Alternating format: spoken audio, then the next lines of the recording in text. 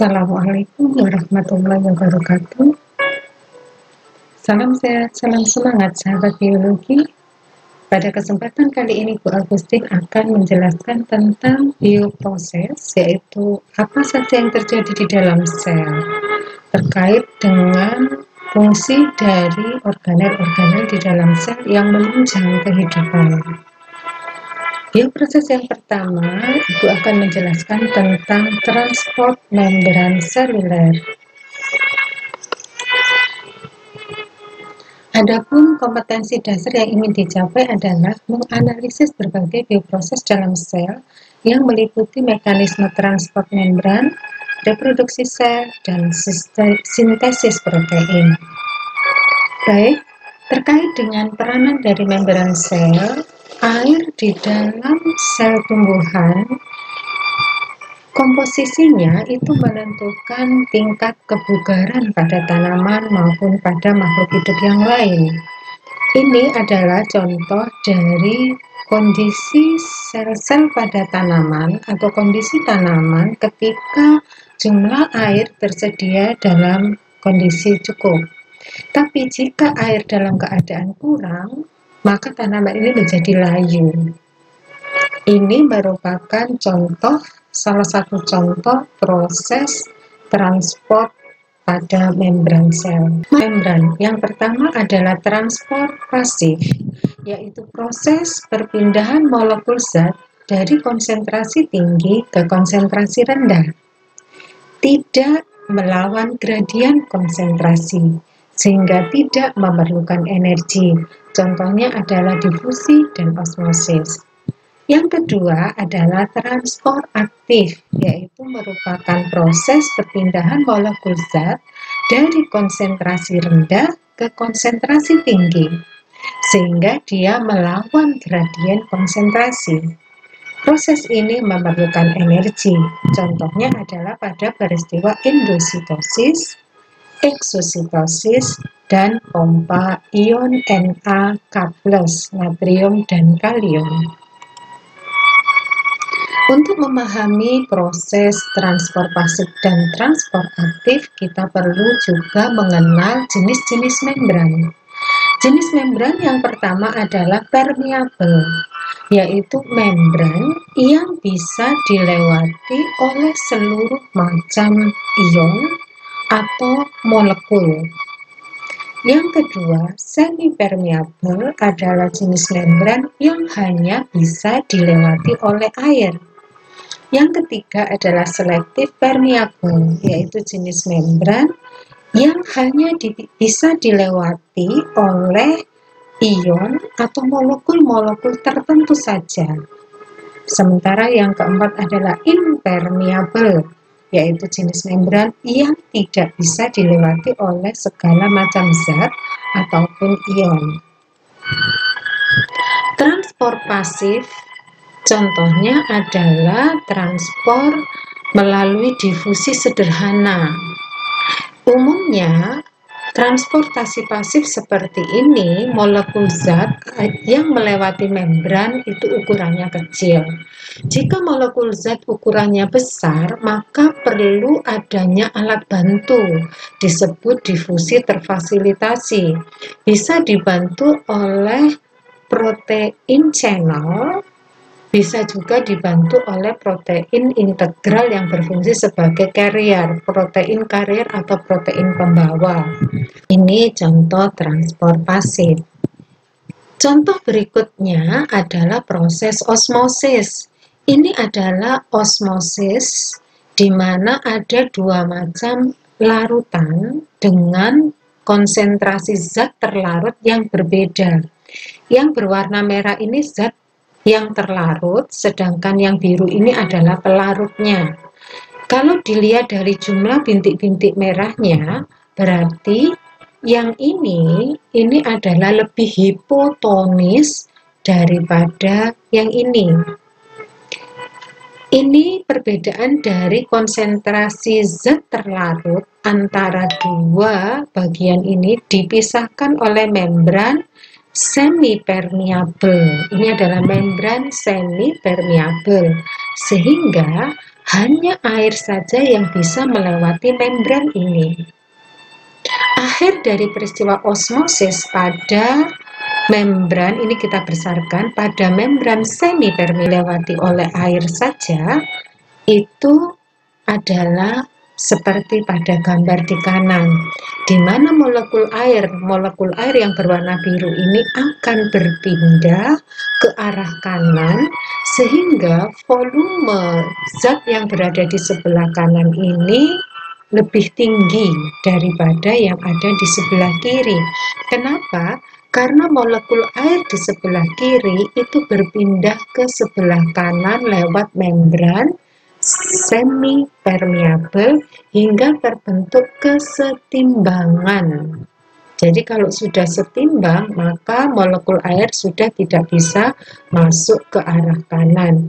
Ini adalah proses osmosis dengan membran semi permeable. Contoh peristiwa osmosis adalah pada sel darah merah dan sel tumbuhan. Saya akan coba menjelaskan bagaimana sel darah merah jika ditempatkan pada cairan yang isotonis. Cairan isotonis adalah cairan yang konsentrasinya itu sama dengan konsentrasi cairan sel darah merah. Jadi jika konsentrasi larutan ini prosentase konsentrasinya sama dengan sel darah merah, maka tidak akan terjadi peristiwa apa-apa. Jadi karena sel darah merah ini berada pada cairan yang isotonis, yang konsentrasi zat terlarutnya, kadar garamnya itu sama. Jadi ini disebut larutan fisiologis. Biasanya adalah 9%, 7-9%, ya. Begitu juga jika sel tumbuhan ditempatkan pada cairan yang isotonis yang konsentrasi garam fisiologisnya sama dengan pada sel tumbuhan, maka sel tumbuhan ini tidak mengalami perubahan apa-apa. Tapi bagaimana ketika sel darah merah ini ditempatkan pada cairan yang hipotonis atau lebih encer, konsentrasi garamnya lebih rendah daripada sel darah? Maka sel darah ini akan menyerap air yang ada di luar selnya, sehingga sel darah merah ini akan pecah atau disebut dengan hemolisis. Sementara kalau pada sel tumbuhan, dia pun akan menyerap air sampai pada titik tertentu yang disebut dengan turgid. Penyerapan air dari luar sel, karena sel tumbuhan ini diletakkan pada tempat yang lebih hipotonis, sehingga cairan dari luar itu masuk ke dalam sel. Selnya dia tidak akan pecah karena dibatasi oleh dinding sel yang tebal. Jika sel darah merah ini ditempatkan kepada larutan yang lebih hipertonis, lebih pekat, diberikan garam yang lebih tinggi, konsentrasinya lebih dari 10% misalnya, maka sel darah merah ini akan mengalami kerusakan atau mengkerut. Karena cairan di dalam sel darah merah itu tertarik keluar, ini disebut dengan krenasi. Nah, seperti ini. Ada kerusakan pada sel darah merah. Sebaliknya pada tumbuhan juga demikian. Kalau tumbuhan ini ditempatkan pada cairan yang lebih hipertonis atau lebih pekat, maka cairan yang ada di dalam sel ini akan tertarik keluar.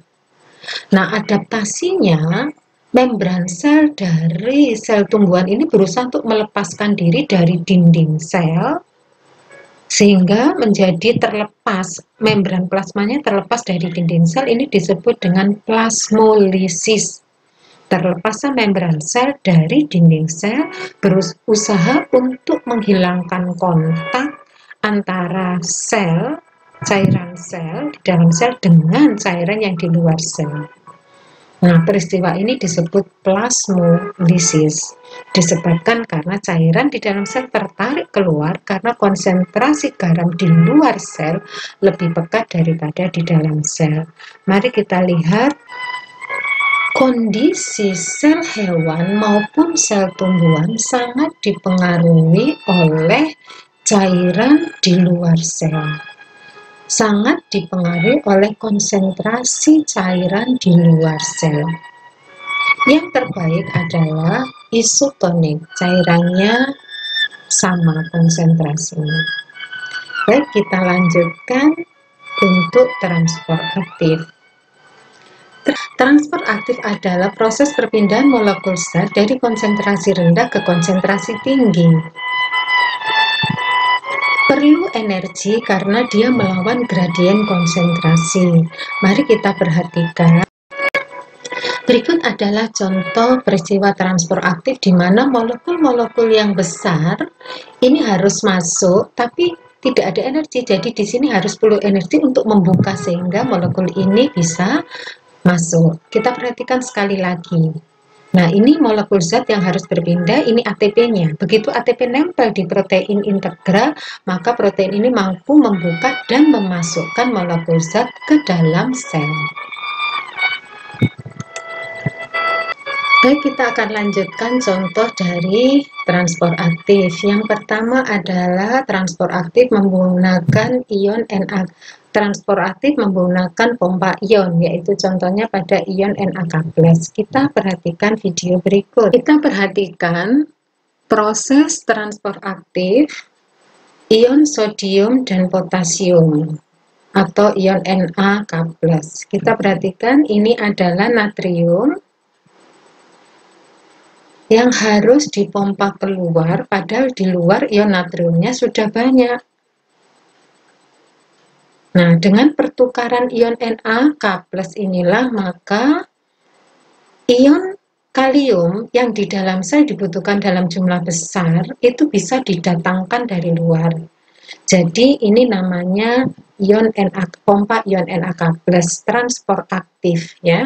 Jadi di luar ion natrium ini jumlahnya sudah besar, tapi tetap harus dikeluarkan. Sementara ion kalium yang dibutuhkan dalam sel harus dibawa masuk walaupun di dalam sel ion kalium ini sudah banyak. Nah, inilah yang dikatakan dengan transport aktif menggunakan pompa ion NaK+. Nah, kaliumnya terus dimasukkan karena dibutuhkan sel dalam jumlah besar untuk peristiwa gerak otot dan proses metabolisme atau kerja-kerja enzim yang lain. Demikian video tentang pompa ion NaK+ pada proses transport aktif. Baik, kita akan lanjutkan macam transport aktif yaitu endositosis dan eksositosis. Endositosis adalah peristiwa memasukkan molekul zat ke dalam sel. Sedangkan eksositosis adalah proses pengeluaran molekul zat dari dalam sel keluar. Endositosis kita bagi menjadi 3 macam. Yang pertama, fagositosis jika yang dimasukkan adalah benda padat. Pinositosis jika yang dimasukkan ke dalam sel adalah zat cair. Sementara jika proses memasukkan zat atau ion atau molekul itu membutuhkan media reseptor membran, itu disebut media reseptor. Baik, kita akan animasikan proses endositosis dan eksositosis, fagositosis, pinositosis, dan reseptor. Berikut adalah contoh peristiwa endositosis, di mana sel bakteri ini akan dihancurkan oleh sel darah putih. Nah, dia akan masuk ditelan oleh sel darah putih lewat peristiwa fagositosis, karena dia berubah benda padat, fagositosis. Jadi proses masuknya bakteri ke dalam sel. Bakteri kan benda padat. Ya, ini namanya fagositosis. Nah, jika yang dimasukkan ke dalam sel itu berupa cairan, ini namanya pinositosis.